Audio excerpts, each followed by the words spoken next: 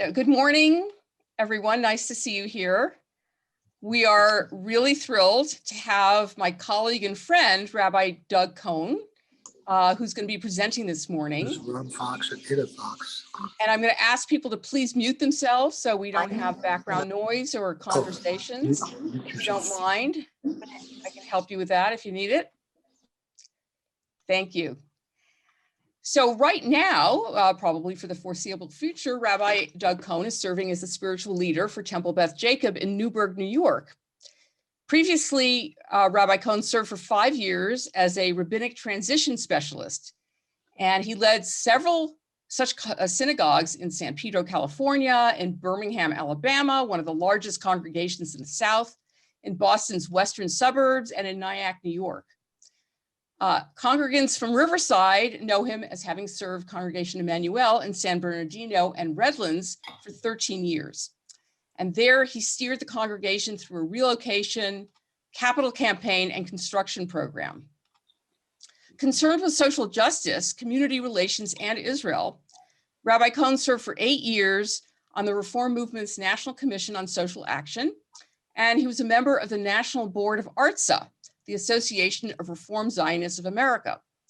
In 2005, Rabbi Cohn was an ARTSA delegate to the 35th World Zionist Congress in Jerusalem, where he participated in deliberations on the future of Zionism. And he was also on the ARTSA slate for the recent World Zionist Congress in 2015. A speaker at national and regional conferences, especially on Israel matters, health, and teaching Hebrew, Rabbi Cohn also has taught Judaism and the Holocaust at local colleges.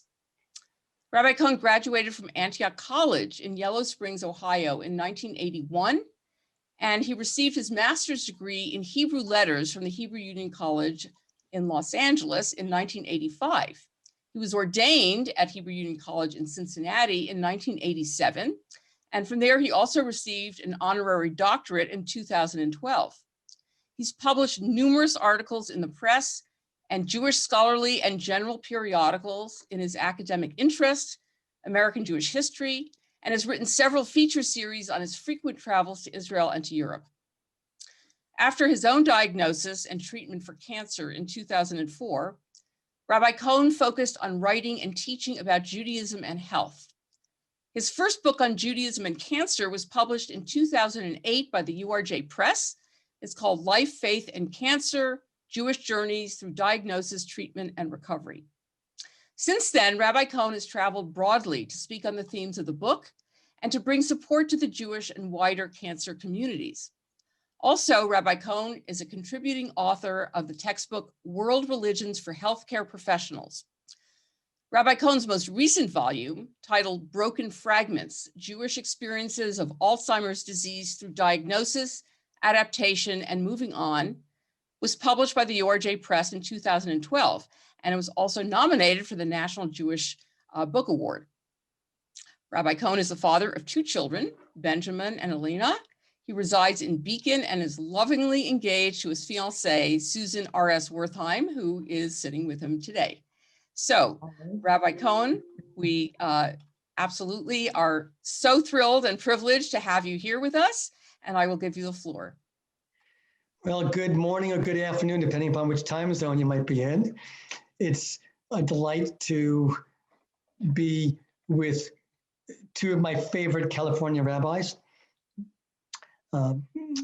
Rabbis Lisa and Suzanne, and our friends from Riverside. Oops. And all the phones that go off. And from my friends, I recognize many wonderful faces from Riverside, from the years that Riverside, Temple Bethel, and Temple Emmanuel, and in Redlands, San Bernardino were collaborating for services and for classes and the like. And it was always delighted to come together, see each other and schmooze, and to know that we had overcome that mountain pass that separated us. And also, Susan and I know that whenever we would drive up the coast to go and visit friends here and there, we passed by Ventura, and I say, you know, there's a great synagogue right here in Ventura. And one of the really most thoughtful, kind rabbis in our movement. And so it's nice to be able to be with you both, and to know that you're putting this 3-part series together on aging and bringing your congregations together from either end of the LA basin, from 1 hour west and 1 hour north and 1 hour east, I guess, or so, with LA somehow in the middle. So I'm delighted to be part of the panel. I know that you have two of my favorite colleagues who are participating also, with whom I've shared the screen, I guess you could say, in other venues as well. So yes, thank you, Rabbi Singer, for the nice introduction. My mother might have agreed with some of it. Unfortunately, she missed most of it as she died right when I was ordained a rabbi, so she didn't see this. But she's behind it because this is that first book you mentioned. My mother died of cancer right shortly after I was ordained, and it began an experience in my family with cancer that I, my mother, my father, my sister, my brother, all of us have had our own experiences with cancer, including my sister, who is an oncologist at the National Cancer Institute in Bethesda. So we've dealt with it, and that's what set me on this path when I was diagnosed, as you mentioned, in 2004 with cancer myself, having my treatment at Loma Linda, not far from Riverside. And I was writing at the time on other themes. I was writing on American Jewish history. And when the cancer experience struck me, I began to realize that there was a paucity, a real dearth of materials addressing Judaism and the cancer experience. And so I approached the Reform Movements Press and its editor, who was a longtime friend and who now is our CCAR executive director. And we discussed this book, and it saw the light of day a few years later after much work. And I was working on another volume at the time, a book on what is a human being from rabbinic and Jewish perspective, when I was called and asked would I write a book addressing Alzheimer's disease and dementia. And I thought, well, I don't have that same personal experience, thankfully, at least I don't think I do. But I did, because my grandfather had died of Alzheimer's and my then father-in-law had died of Alzheimer's. So that was the genesis of the second book, which we'll see again in a little bit, quite a bit of. And so I've made learning about and writing about and teaching about illness the part of my last decade and a half as a rabbi. I'm convinced that we were all consumed with the wrong question. The question was dealing with wellness. And we sing our Misha Berach and we sing of wellness, but my context is that we know of wellness when we have an absence thereof. And therefore illness is a critical conversation which we don't study Judaically as much. So we'll do that tonight, this afternoon, this morning. So let me begin. Let me ask, for those of you, you can either shout it out or whatever, or raise your hand. How many of us know somebody with dementia or has had dementia? All right, good. How many of us have someone with dementia in our family or have had it? How many of us, telling the truth, are somewhat fearful that it might sometime strike really close by? Who among us here has lost their keys and said, uh-oh, does that mean I've got Alzheimer's? How many of us thought that we were losing our memory when we just lost our keys? So here's the question for us, and unmute yourself and jump into the conversation. What do we think from what we know? And again, I'm not a medical doctor, although I've learned a lot from the doctors I've worked with, including one we'll read from today. I'm looking at this psycho-spiritually as a rabbi, but what do we know are the causes of Alzheimer's or dementia, Alzheimer's disease or dementia? What's the top cause? Anybody know? Anybody want to shout it out? Isn't it blockages in neurons or something? Tangles and plaque, yes. That's the medical reason. However, the real number one cause, the number one factor is not a dementia gene or Alzheimer's gene. The number one factor, I'm going to scare you a little bit, for Alzheimer's disease is simply one thing: aging. Every neurologist, there you go, you had the answer there, say, okay, it's aging. We see the numbers radically go up, and I'll draw for you perhaps, I can get just a simple parabola. It looks, well, no, I don't have that. Let's say, no, we won't do that. was going to put a whiteboard up, but we'll do it later. It's simply a parabola. As we age, we're more likely to be susceptible to the risk of Alzheimer's disease. The numbers through the mid 80s into the older 80s into the early 90s are dramatic. And yes, there's things that we can do, but I'll leave that to conversations with our neurologists and with our physicians. But if aging is the number one cause or factor for dementia, then what is aging? Let's brainstorm. Unmute and tell me what is the experience of aging? I know that's the overall theme of this series, but jump in. What is the experience of aging? Anybody want to shoot something out? The Don't be shy. first thing that comes to mind is integrity versus despair. Good. We'll bring up integrity in a moment. Very good. Anybody else?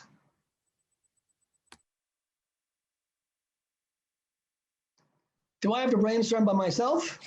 I think slowing down. I mean, just an ongoing, gradual sense of the body and mind, body flowing and mind becoming less elastic, or I guess they call it plastic nowadays. Plastic elasticity, agility, agile terminology is very much evoked. So yes, so there's slowing down, and there's the and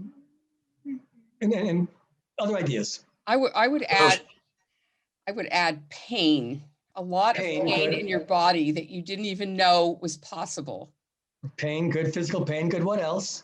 Social isolation, briefer Isolation. conversations. Good. Social isolation, good.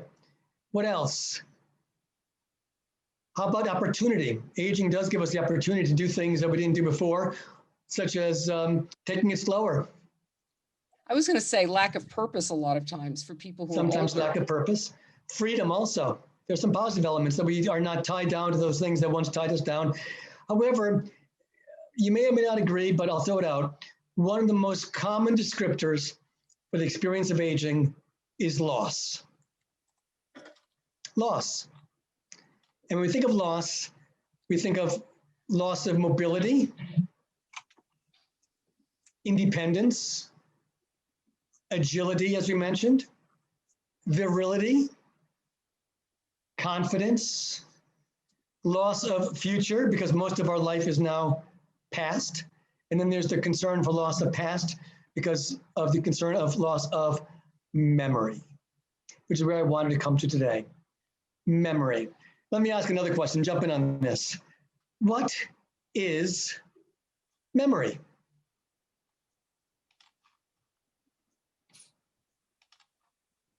We probably haven't thought about it. We know it. We know it when we have it, and we know it when we can't remember it. When, oh, what's that word? I can't find that word. Where are my keys? Who was that person? What did I do yesterday? I don't remember it this morning. We know memory when it seems to escape us. But how about what is it psychospiritually? What is memory as our own experience? How about like sense of self? Like my memory is my sense of self. Bingo, that's on my list. Perfect, sense of self. Good, what else, anybody? Well, it's also your whole history, right? I mean, it gives you a sense that you've actually lived and accomplished, and, you know, otherwise you're just kind of floating around in space. Right, so it's a history, a sense of history and self and more. It is like key to identity. And yes, if you'd like to use chat, that would be great too, but I'm not going to notice. I'll leave that to our wonderful rabbis. It's a sense of our identity. We know who we are because of that which comes to mind as memory when we recall an experience. We discussed Shakespeare and Ashland. We remember the play we saw last year. It's part of our identity. When we can hum a song that was sung at the Grammy Awards. It's our identity. It's our integrity. It was mentioned before. Memory allows us to be able to say something, recall it, and do it. So our integrity is based on our capacity for memory. Sense of place in the world. We know who we are because we have a grounding, a rooting, not only in an address, but in a place, a role in the world. Memory, the rabbis would say, is really all we are.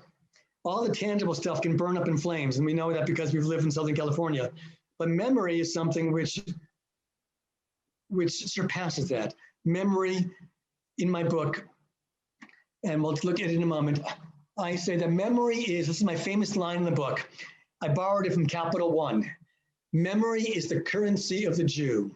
What's in your memory wallet? We spend our life filling that wallet.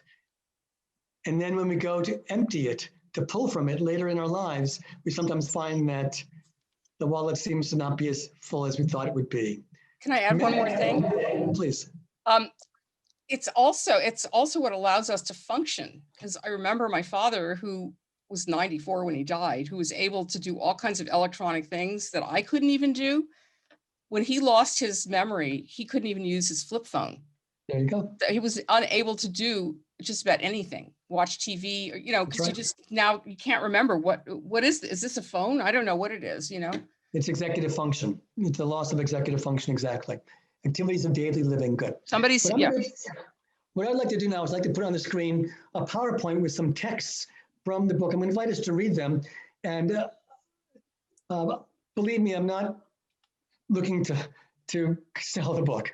And all the proceeds of my books have gone back to the URJ, to the aging, the URJ had an aging program that this book supported, and it had at one time a cancer support program, which this book supported. So I'm using the text in the book is because it's familiar and because I want to highlight the writers. So you're certainly welcome. The book is, of course, available on Barnes & Noble and Amazon and the like. But let me put this PowerPoint up, and I might invite some people to read from it as we go. Aging with Grace is the title of the program, and it's today. So let's take a look. If we, and the problem with Aging with Grace is sometimes it shatters, and then we're left with something else. But in Jewish life, we have the privilege of having a structure for memory and a structure for living, which is called Shabbat. Take that away. The Shabbat Kiddush, the prayer which we all know. Baruch atah Adonai Eloheinu melech haolam borei pri hagafen. Baruch atah Adonai Eloheinu melech haolam asher kiddushanu b'mitzvotav v'ratzavanu. Think to the Shabbat Kiddush before I put it back on the screen. It asks us to understand Shabbat in two ways. Does anybody remember from the Kiddush the two ways that it asks us to encounter and understand Shabbat? But the Kiddush, what does it tell us to understand Shabbat? How does it teach us? Well, let's take a look. We're going to enlarge it a little bit for you. But if you look at the text here, we'll see that it has two primary textual themes for us to understand the Kiddush by. Zikaron l'ma'aseh v'reishit and zech l'tziat Mitzrayim. Two words, zikaron, meaning remembrance, and zecher, to remember as well.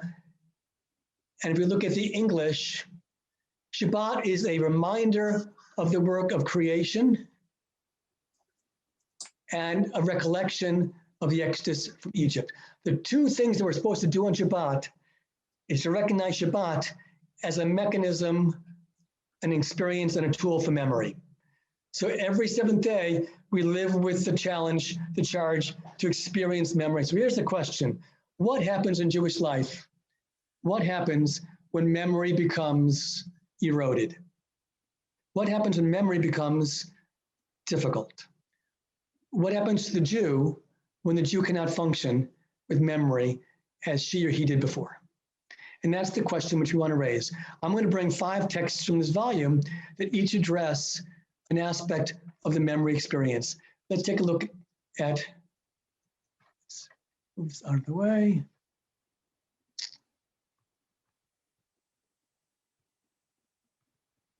Oh, come on, go away.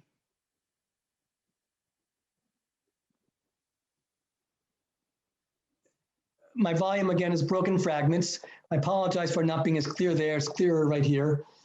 But it addresses different aspects of the Alzheimer's and dementia universe. And I was privileged to have 18 other contributors write fantastic chapters along with mine that address different aspects of it. And I want to bring a couple of them to our attention today. So let's take a look. Let's go inside the book and take a look. Let's see. This is from my colleague, Rabbi Bonnie Steinberg. Bonnie's a chaplain at a facility in the New York area, and she addressed the theme of speaking to dementia. How many of us, shoot it out if you can, just say so. How many of us have had an experience of speaking to someone who has dementia and found that it was difficult, repetitive, it seemed to be going nowhere, or that we weren't having a normal bilateral conversation? Anybody? Let's see what Bonnie has to say. Would someone like to read for us? Anybody? You jump in. I'll read if you'd like. Thus, we cannot speak to dementia, and we cannot fix it by giving the person the right information. We cannot have a logical conversation with someone who has dementia, yet we need to acknowledge their words as reflecting their reality. We need to use their words to access that reality, to pursue their thought as they present it. We need to let their words lead us into their reality. We cannot fix their memories or correct their information by giving the person the right information. We can only learn to manage each hour, mourning the loss of the mind that once drove the body and organized its speech, trying to figure out how to read this new form of communication coming from this person with dementia. We must seek to communicate our love to someone who cannot understand the old forms of communication. Ironically, this person now needs to receive even more communication and more caring than one person can give. So what Rabbi Steinberg addressed here, thank you very much for reading that, Suzanne, is that we who are cognitively healthy commonly use verbal communication unthinkingly. We expect that when we speak, another will understand and will be in that conversation and will use language back. And that we'll be able to have a common discourse. But with someone who has a measure of dementia, whether it's mild cognitive impairment to full Alzheimer's disease, dialogue doesn't work because they're not living in the world of information like we are. I know that today is what, March 7th? It's 1:30 on the East Coast and it's 10:30 on the West Coast. I understand that. I live in these measurements of space and of time. Someone who has dementia certainly knows what time is, but doesn't know where they are in time the same way. They may have one or another deficiency in their cognition, which prevents their being able to have the same discourse. They are not concerned with the same data, the same information, because they don't live in that same reality of information that we do. We have to then learn to live not by conveying and correcting their misinformation, but by living in their reality. That's the challenge of dementia, is that, and most dramatic in communication, is that they're living in a different mind structure, physically and cognitively, physiologically and cognitively. So therefore, our conversations with them cannot be about the stuff, Susan's favorite word, my favorite word, that we use, but rather it's got to be about the way they experience their world. We can't expect them to experience the world the way we do, and we can't discuss the way we would normally do the nature of our world. We have to realize that we have to discuss the world the way they do. And that's what's difficult, is because it requires a new sense of patience. And as Rabbi Steinberg says, the irony is the person with cognitive impairment needs more communication because they do not remember the communication they had 10 minutes ago or 20 minutes ago. Or where Can they I are. add something, Rabbi? Of course. Can I add something? Please. I'd like to add one thing, and it's something you mentioned earlier about Judaism and about Shabbat and about the Kiddush, the Hamotzi, and the blessing of the candles.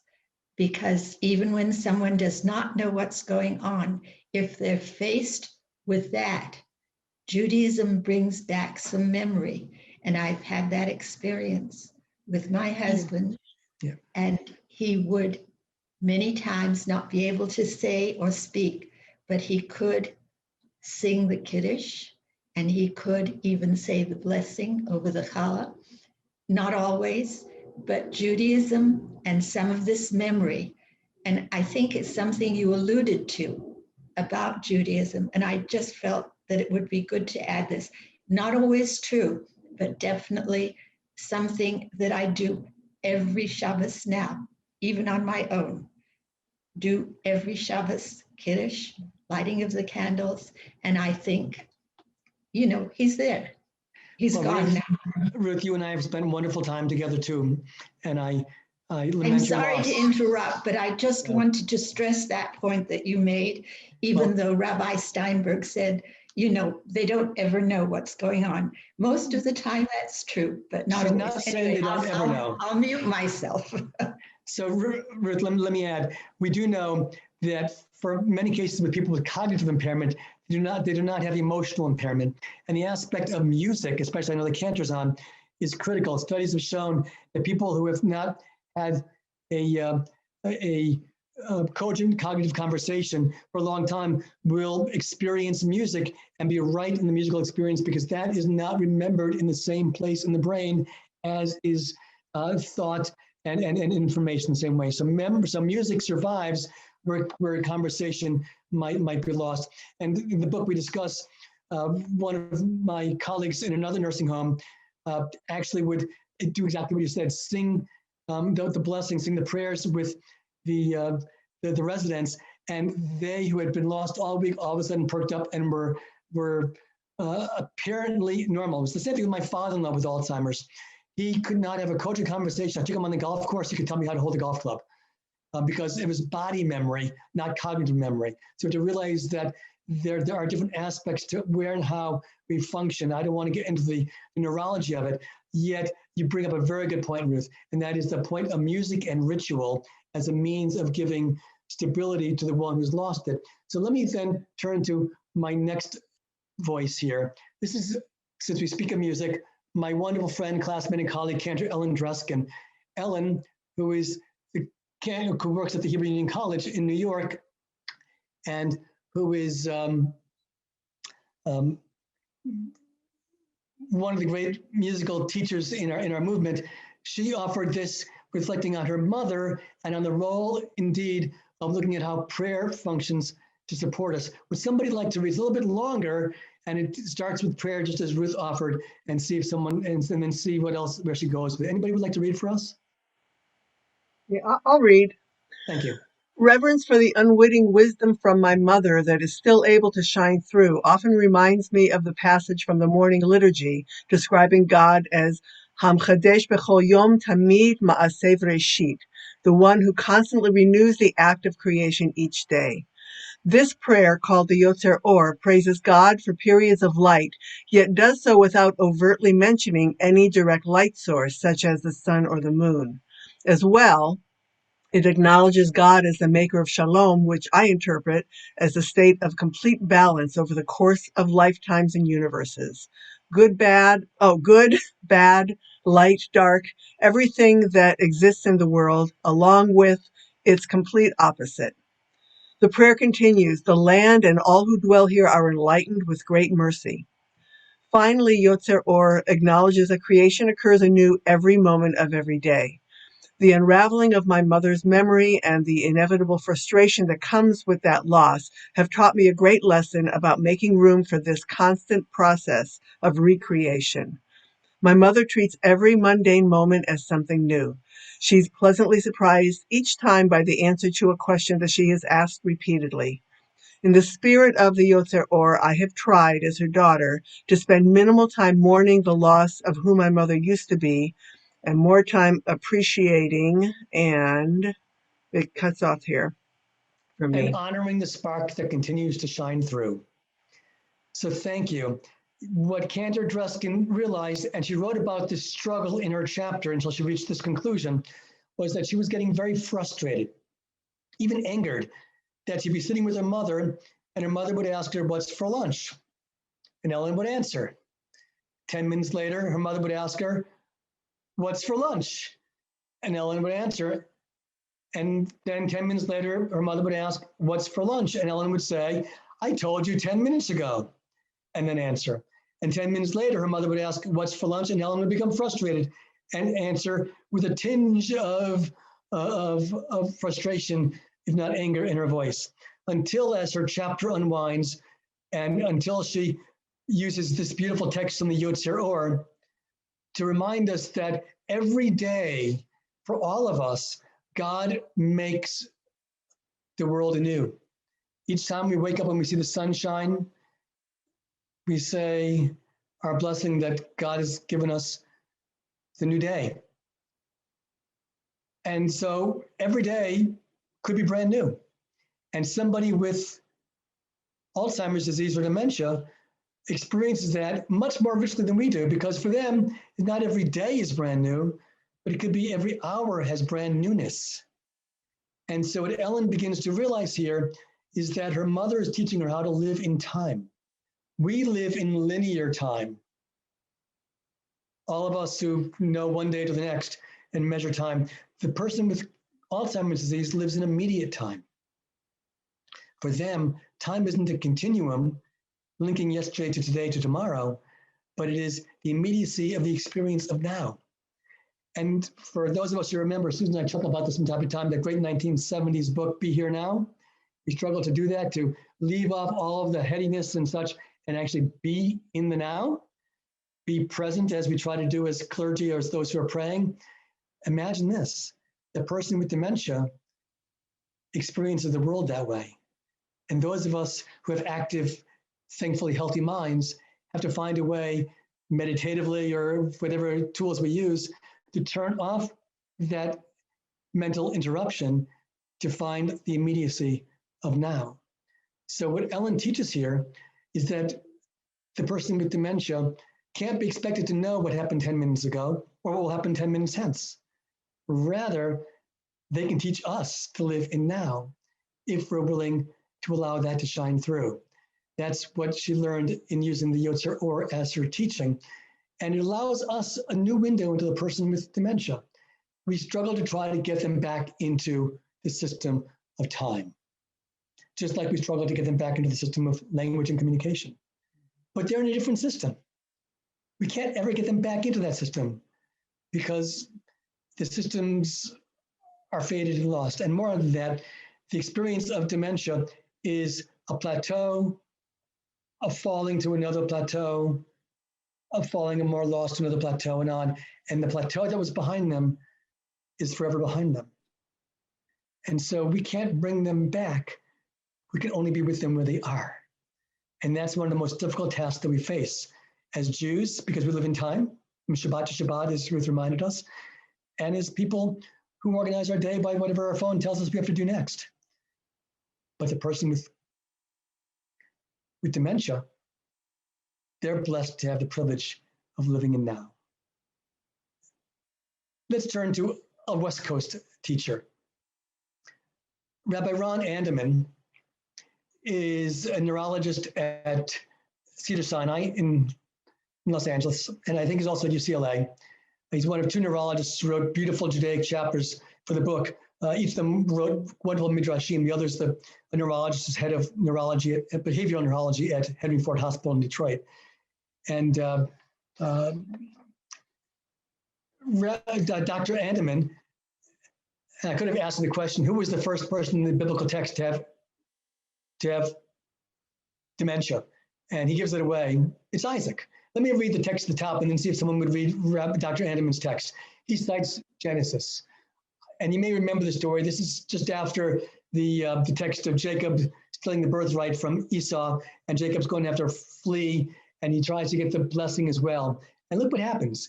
Isaac said to Jacob, "Come closer that I may feel you, my son, whether you are really my son Esau or not." So Jacob drew close to his father Isaac, who felt him and wondered, the voice is the voice of Jacob, yet the hands are the hands of Esau. He did not recognize him because his hands were hairy like those of his brother Esau, and so he blessed him. Now, there's something else going on here. Would someone like to read what Dr. Anderson wrote in analyzing this? Anybody like to read for us? Okay, our patriarch Isaac knew there was a problem. The voice of his son did not match the expected texture of his skin. One would anticipate a thoughtful patriarch to consider and to reason in order to reconcile the contradictory sensory impressions. Isaac did not. Visual loss alone does not explain his behavior. One suspects some sort of cognitive loss in order to explain his impulsivity. Patriarchs usually don't toss out blessings willy-nilly, with the legacy of a people at stake, but family relationships also are complicated. Rebecca played favorites. Jacob was immature and self-promoting and lacked moral grounding. And yet it was Isaac's cognitive lapse that allowed an injustice to occur. People with dementia may act irresponsibly and use poor judgment when they lack capacity, and the consequences often are painful. Jacob's relationship with his brother was uneasy forever after. Of course, the irony is that we owe our nationhood to Jacob's wily and unconscionable behavior. Thank you. Now, I would ask, but I don't want to put anybody on the spot, so I'll just raise my hand. How many of us have been in the presence of somebody with dementia who has done something which we found to be unconscionable or irresponsible, harmful, or cruel? Well, sometimes they How many say of us- things that are like no filter, right? That's right. There's no filter because there is no filter. And sometimes they'll scream and yell, and sometimes they'll be hostile, and they'll be, as we know, also anger, and not only anger, but irresponsible drama of anger is manifested. It's part of the experience, not only because there's no filter, but because there's a biology shift. And so Dr. Anderson mentions this, that they may act irresponsibly and use poor judgment. And so what do we do when they act that way? What do we do? What's our response? We really have two responses. We either can be angered, embarrassed, and distrusting, and therefore spend less time with them or take them out less, because we're not sure when the next occurrence and eruption might transpire. Or, as Dr. Anderson would have us do in this chapter, dig in for a deeper level of compassion, which is how we're going to end when we look in just a little bit. We're going to look at how we can behave, because frankly, we cannot, as Bonnie Steinberg and Ellen Druskin taught us already, we can't change their behavior. Rabbi Steinberg said we can't change their language and their discourse, and Cantor Druskin reminded us that we can't change their understanding and their functioning. And Dr. Anderson reminds us that we can't change their ethical grounding either. They may have been the most ethical, perfectly decent human being in the world until this disease comes, and then all of a sudden, that's gone. My late father-in-law never spoke an unkind word in his life until he had dementia. And then there was another side, and it's not because it was latent within him, it's because it's part of the nature of the disease, beyond it being no filters. Rabbi Doug, I was thinking as you've been speaking, which is so enlightening, that part of what we're seeing in this example with Isaac, which I had never ever considered before. So I really appreciate Dr. Anderson's thought about Isaac's cognitive lapse, is that dementia isn't an on and off switch. It's this gradual process. It's a gradual experience. And so while the ground is shifting underneath the person who's experiencing dementia, the ground is shifting subtly underneath those of us who are responding to and dealing with someone with dementia. So when you said, is our response to get angry, that answer is yes, because at this moment, we don't necessarily know who we're dealing with in front of us, and that is part of the process that we go through as those who love and care for people with dementia, is that it's a moving, evolving, changing illness, and that we have to not think that we've got it figured out at this moment, because it's changing on both sides of the equation. True. 1 second. As well, Lisa, we don't always know who they are, but we don't know who they are. Yes. Because there's a different, we may have inconsistency in the who's that they are. And sometimes we don't even realize that they have dementia. I've shared this paragraph with many, many people over the years, and people never, I thought you were going to say, I never thought of Isaac as being demented. I thought he was blind. And yet, Dr. Anderson says it's not only blindness, physical blindness, loss of vision, as he says, rather, there is actually loss of cognition and the capacity to think through what was going on for him. That's a different who. Go ahead, Susan. Yes. Don't jump in. I think the other piece of it is that you have to formulate a new definition for yourself and for whoever your loved one of coping skills. And the coping skills and your coping skills have to change, and much of their coping skills has to turn for you into white noise, as we call it, so that you can cope and basically reframe their not only thinking, probably more of their experience. And the thinking won't help. For those of you that know, Susan is a psychoanalyst who deals with this from behind a desk when I deal with it from behind a screen. But yes, so the teaching here from Dr. Anderman is that we have to be willing to, as Lisa reminded us, to adjust our own frame of reference and to suspend judgment. And the Isaac experience is one in which it's fraught with judgment about who was manipulating who was the victim, who was hurt. And this reminds us that in this experience of Alzheimer's disease, there is a victimhood, hurt, loss, anger, injustice. And what we ought to do, as Susan reminded us, is to reconsider our frame of reference, because that frame of reference won't work any longer. We can't expect someone who doesn't have cognition and isn't aware of what they're doing to be able to live according to rules of justice. Doug, there's a question from one of our congregants. Can you advise on how to deal with a brother who drifts in and out of early dementia, has vivid memories of the past, but is very fuzzy about the present? That's exactly the normal case. Again, the memories of the past quite often are far more enduring, and bringing up pictures and telling stories from the past may be a means to have conversation with him instead of talking about yesterday. Don't discuss with him the election, discuss with him your childhood. You'll have a much healthier time by engaging in that conversation in which he has some enduring memory than discussing last week's baseball game or next week's baseball game or whatever it may be. That stuff is gone. But the 6-year-old experience, the 10-year-old experience, that may be there, because that's often stored, again, in body memory, not in the cognitive discussion of today. Let me turn to two more texts. This is from Rabbi Elise Goldstein, who's a brilliant rabbi in Toronto, who uses the word Zachor, which we began with when we looked at the Kiddush. And Elise, it should be Elise Goldstein. I'm sorry, I've mistyped it. I knew an Elise Goldman in Michigan. I'll have to correct that. I apologize to Elise. But Elise is a wonderful rabbi, a founder of a synagogue, a great teacher, and she uses the text of Deuteronomy, which includes both words, remember, do not forget. And she studies them in a brilliant way, as she also remembers her mother. Would someone like to read for us? Yeah, I'm glad to read. I'm happy to do that. Remember, do not forget, Deuteronomy 25. Interestingly, here the Torah uses a double imperative, as it is fearful that remembering is not enough, as if not forgetting is necessary too. Is this a different action to not forget? Is it not the same as remembering? I'm not sure. But when I visit my mother, I feel somehow that she is actively forgetting a little more each day. The Hebrew root zachor, remember, appears 169 times in the Tanakh, the Hebrew Bible. And we could argue that the English translation of zachor as remember is too small in scope. Remember fails to capture the grandness of the imperative zachor. The word zachor implies a level of action, not just remembering, but also not forgetting, as in Moses's brilliant final oration in Deuteronomy, when he cries out, O Israel, remember and do not forget.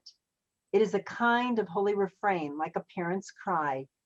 Do not cast me off in old age. When my strength fails, do not forsake me. Psalm 71. Thank you. That text from the Psalms is in the foreword to my book, written by a wonderful rabbinic colleague from New York. But one of them, remember, is active rather. Do not forget could be passive. We could actively choose to do the work of remembering. But while we're doing that, do not forget. The genius here is that we think that memory is an active behavior. And mostly it is. I dig deep in my mind to remember a word for a crossword puzzle, or to remember what I have to do, or when I see someone and walking by, I can find in that place of memory their name, and I can then recall and say, hello, Joe, or so. But not forgetting, that's something that happens to us. And the text in Deuteronomy gives the two of them. Remember, do not forget. And it reminds us that there are two different behaviors. And as Rabbi Goldstein teaches us, that someone can actually be forgetting actively. So for us, people often ask, can I forfend? Can I do exercises that will prevent my own, perhaps, falling into dementia? And yes, they say eat your greens, eat your kale, or whatever, eat your good stuff, exercise, all that good stuff, read an extra book a week, whatever it is that you might do. However, we're stuck. What this reminds us is that no matter how much remembering we do, we're vulnerable to the possibility of forgetting. And we have to allow that to be. And we can scream, remember, remember, remember, but that won't stop the forgetting. So again, for us to remember when we speak about Elisa's mother or the text from the Psalms, is that patience that's there. And so with that, I want to bring you from my chapter. I'm going to call this the poetry of the lifespan.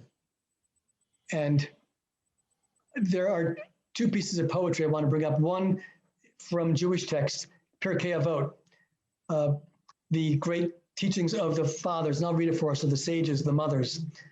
He, Yehuda ben Tema, used to say, at 5, one should begin to study the study of scripture. At 10, Mishnah. At 13, one becomes obligated in the commandments. At 15, the study of Talmud. At 18, the wedding canopy. At 20, to pursue a vocation. At 30, strength. At 40, understanding. At 50, counsel. At 60, old age. At 70, fullness of years. At 80, spiritual strength. At 90, bending over beneath the weight of old age or the grave. At 100, it is as if one has died and passed on and ceased from the world to be. It doesn't speak of loss of memory, but that's implied, I think, in the 70 to 80 to 90. 70 is the fullness of years, which means that's when we should call a full lifetime, 70. 80, we've got spiritual strength, but what does it say about mental capacity there? It doesn't. At 90, it's just the physical weight. At 100, we're gone. So it implies that we lose our mental capacity as we reach some of these milestones. 40 is full understanding. 50, we give the counsel from that. 60, we reach the maturity of old age. And 70, we're done. But then look how this other great writer wrote it. From As You Like It, Act 2, one of my favorite speeches, the speech of Jacques, and As You Like It. All the world's a stage, and all the men and women merely players. They have their exits and their entrances. Interesting, don't forget, he reverses that. We think that we have entrances and exits, but it's exits and entrances, kind of like when we speak of Jewish life, that we have an evening and a morning, a first day. We have a little twist here. And one man or woman in his or her time plays many parts, his acts being 7 ages. At first, the infant, mewling and puking in the nurse's arms, and then the whining schoolboy, and then he goes on to number 7. Last scene of all, that ends this strange, eventful history, is second childishness and mere oblivion. Sans teeth, sans eyes, sans taste, sans everything. He's describing that second childishness. That is dementia. So our two texts, I would argue, the two most poetic demonstrations of the lifespan of the human being, from Pirkei Avot and from Shakespeare, each describe this ontogeny of the human life, beginning with that early childhood and how we move. But notice that Yehuda ben Tema arguably moves through stages of knowing and learning. At 5, learns Torah. At 10, learns Mishnah. At 13, the commandments. At 15, the study of Talmud. and then learning to build one's life with marriage and vocation and understanding and counsel. And so too the other parts of Shakespeare, that we move from being the whining schoolboy and the infant prior that's learning how to recognize differences, to the schoolboy to finally the childishness of mere oblivion. And so we're not the only ones who've learned this, that the poetry of our great texts of Jewish and of English life included. And there's one more great text I want to complete with, and then we'll take any other questions in conversation. And that is again from Pirkei Avot. I want to finish with a text. I'm not able to enlarge it here. The text from 2:6. My nechemta, my consolation for the understanding of our conversation. B'makom she'ein anashim, hishtadel lehiyot ish. In a place where one doesn't behave like a human being, you must strive to be human. And that's the subtext for my effort on this book. And the big question we ask at the very end of the book is somebody with dementia in some way less human? Because their cognitive capacity is diminished. And we know that cognition and cognitive bearing is what separates us from the other creatures that God made. Even though we do know that the monkey might think and the dog might find a way to reason, but we're the ones who create, who craft computers so we can talk to each other from coast to coast and see each other's punim and be with each other. So if someone doesn't behave like a human being, we must strive. And this is what we can do for those who have dementia, is that we can give them the compensation of recognizing their humanity and bringing back to the table an awareness of their being fully and totally human. That we can suspend the idea that a human being is only a human being when they can have a cogent conversation, when they know where they are in time and space. But we can remind them that we know where they are in emotional space. The one who may not have cognition certainly has emotional needs. And that's also what Rabbi Steinberg taught in her text there, that although we may not have a conversation about the New York Times with somebody, we can hold their hand, embrace them, love them, give them gentle words, not respond with anger when they're inappropriate, because they may not know why they're inappropriate, but they can feel the anger. So we are reminded of makom she'ein anashim, in a place where there's some lack of something of the human being, hishtadel lehiyot ish. Bring back the humanity. Bring it back to them, bring it back to ourselves, and we'll all enrich each other, even when the insidious nature of this disease is taking some of it. Even when it's part of the aging world, we don't have to succumb and let it win. Beautiful, beautiful, beautiful. Thank you so, so much. And if there are questions, please unmute, raise your hand, do whatever. I have a question. Rabbi, do you think when an elderly person enters either the integrity or despair portion of their life, according to Eric Erickson and like developmental psychology, do you think if they experience more despair than integrity, and then the onset of dementia comes, is it possible that their despair impacts their acting out behavior when they have dementia? It could be. It could be a signal. It could be a co-emotional experience in which they're feeling despair and they're also feeling loss. That sense of despair is usually because you think of it, despair comes, you're welcome. This despair comes because there's a loss of hope and future. People do not despair of yesterday, they despair of tomorrow. And so in the universe of— I thought it has to do with reflecting on your life, integrity versus despair, about reflecting on your life, your lived life.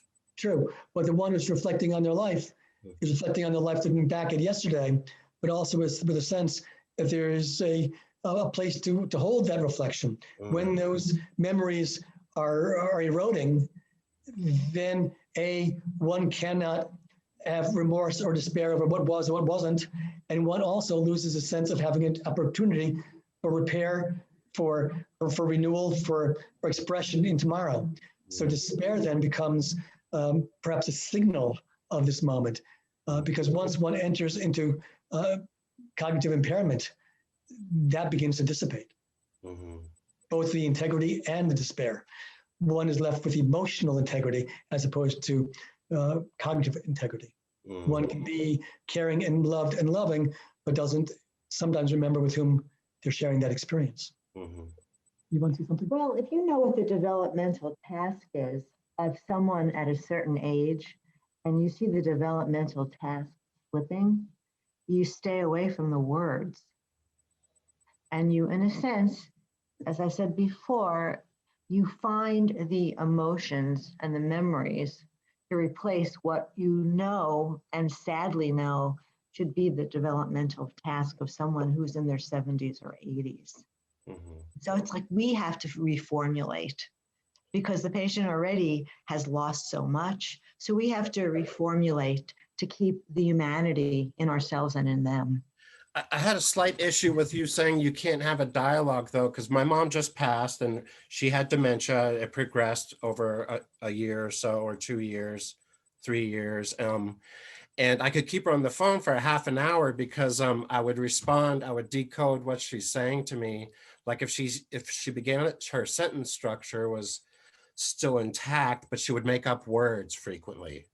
And so if she started a sentence with the word I, then when she finished the sentence, I could respond in the affirmative by saying you. So if she said I, then I say, oh, you're smart for figuring that out, or you're right. And then she actually felt understood by me. She's like, wow, you understand me. That's exactly what Rabbi Steinberg was saying. Speak her language. Don't expect her to speak your language. Right. That's what I think we were alluding to, is that you can't ask her to be in your reality. You've got to suspend yours and be in her reality, which is what you did. And I commend you for doing that and giving us that example. That's very thoughtful. That's exactly what one must do. And you can do that for half an hour because she doesn't know that it's been half an hour. Only you know it's half an hour. For her, it's been the same 2 minutes. But right. You are able to have that conversation because you're not expecting the same kind of conversation you'd have with me. You're expecting the conversation to have with her. And that's the important distinction. And I applaud you for doing that. Yes. Yeah, I like to share that information with people. I'm going to write about it because I'm an aspiring licensed therapist. So I think that decoding is really important if you want to have a verbal interaction, because she was in Texas and I'm here. So, I would have to remind her maybe to say, I love you, because she was the only person that told me she loved me. So it was important that I heard those words.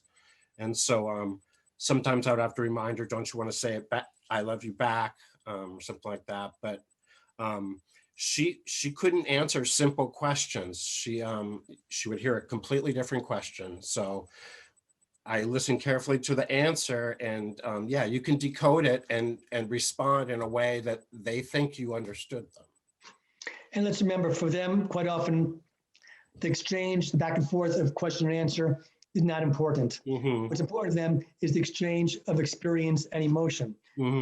Exchanging ideas, they're exchanging presence. Yeah, I would tell her how wonderful it was just to hear her voice. That's all you have to do.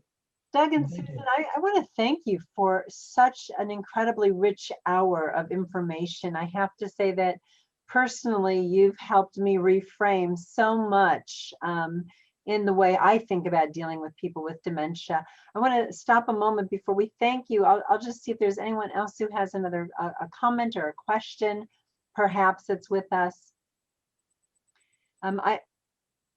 I can only imagine the pieces of broken fragments that you shared with us are so rich that I thank you, and I'll encourage people that they are able to order this book. I'm going to assume through the URJ Press website. URJ Press doesn't exist anymore. It's been sold. That was the problem with the other book, is that they sold it and they didn't complete the process of the legal transaction. It actually is now owned by Behrman House. You can buy it, the book, from Behrman House or Barnes & Noble or Amazon if anybody does wish to acquire it. Perfect. Okay, Behrman House. So that is BEHRMAN for any of you. We can put it in the chat. Or AMAZON. Or we kind of try not to, but I have to say I love that you use the text from Mishnah Avot, because Rabbi Geller used that text too in teaching, and so by you utilizing that teaching, it just adds this richness to our understanding of this one piece of Torah text, which was wonderful.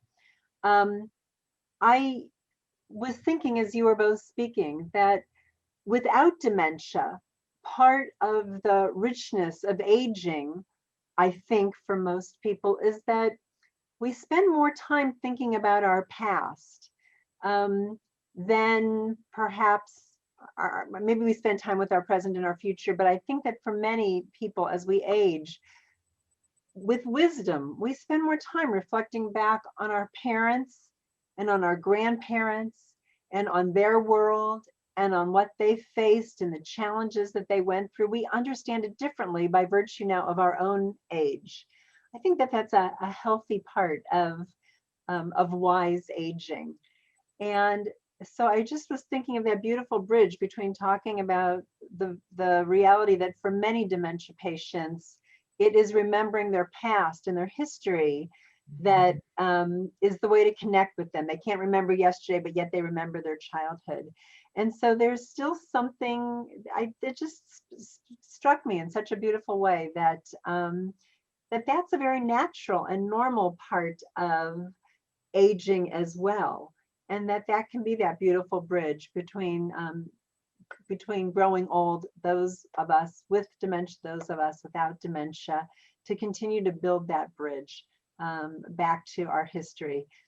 We are a society that is so focused on going forward that we forget to reach back and to just embrace the wisdom of reminiscing and remembering and calling forward those, like you said, those bodily encoded experiences of our life, and that how fulfilling that feels to have those experiences.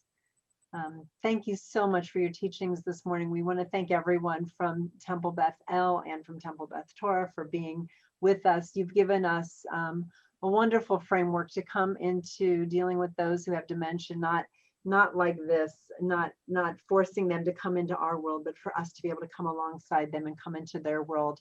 And just, for all of us, the journey ahead is always a wilderness. So to take their journey with them is a beautiful gift. I'd like to add something to that, Rabbi, because I'm really passionate about this subject. So if anyone has siblings and you're dealing with someone with dementia, it's very important that everybody has a similar coping skill and interaction style with that loved one. Otherwise, their treatment and their final years will suffer, and the interactions will suffer. Well, and that's for each of us. I mean, yes, and we all have to find that path ourselves. I mean, we can only control how we come in and relate to someone in the situation. Right. Yeah, that's exactly right. So that's why programs like this are so helpful, because they really help us all understand how to move forward with that. Thank you, and we want to again thank you all for being with us. Susan, Rabbi Doug, it's so good to be with you both, and bringing your wisdom to us means so much. We wish you well going into the season ahead of Pesach. To the rest of our community that's here, we're going to join together the beginning of April. I think the date's April 10th to the Rabbi, April 10th, 11th. April 11th. Thank you. And I'd like to add my thanks also. Wonderful, wonderful session. Thank you so much. Perfect. So we'll see you at the Rabbi Richard address in another month, and have a good Sunday, everyone. Take care, whatever coast you're on, whatever time zone, whatever reality you're living in, enjoy it.